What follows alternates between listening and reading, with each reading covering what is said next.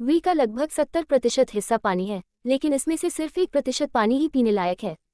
Fact number 2, इंसान का दिमाग इतना शक्तिशाली है कि यह एक दिन में उतने इलेक्ट्रिक सिग्नल भेजता है जितने दुनिया के सारे टेलीफोन मिलकर भी नहीं भेज पाते।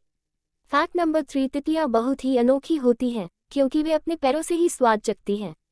फैक्ट नंबर 4, अगर कोई इंसान बिना स्पेस सूट के अंतरिक्ष में चला जाए तो सिर्फ 15 सेकंड में ही बेहोश हो जाएगा क्योंकि वहां ऑक्सीजन नहीं होती।